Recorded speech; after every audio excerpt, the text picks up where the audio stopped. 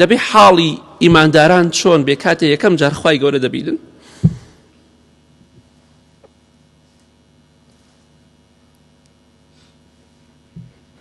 ئینسان بە چاکە بە خواناسی بە عیبادەتی خوا دەگاتە مەرحەلەیەک بە هەتایی بە نەمری لە بەهەشتا دەمێنێتەوە، دەگاتە مەرحەلەیەک خوای گەورە و میهرەبان خۆی پێشانی عەبدەکانی ئەدا کە هیچ پێویستێکی بە عەبدەکانیشی نییە.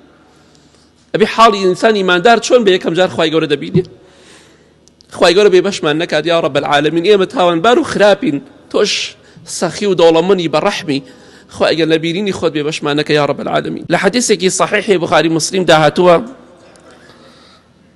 جرير كري عبد الله رضا ورحمتي خوای لێ بێ دەفەرمێ لە خزمەتی پێغەمبەری خوادا صلی الله عليه وسلم دانیشتبووین، تەماشای مانگی کرد، مانگی چواردە.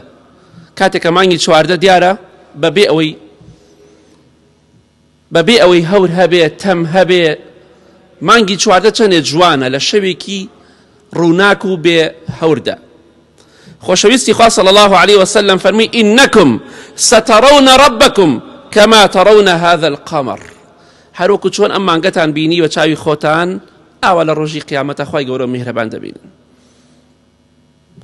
بەڕاستی گەورەترین نیعمەت ئەوەیە ئینسان بە ئیمانەکەی، بە تەقواکەی، بە عیبادەت و چاکەکانی دوای فەزڵی خوا بگات بە پلەپایەیەک لە بەهەشتا بە نەمری بژی، لە بینینی خوای گەورە بێبەش نەبێت.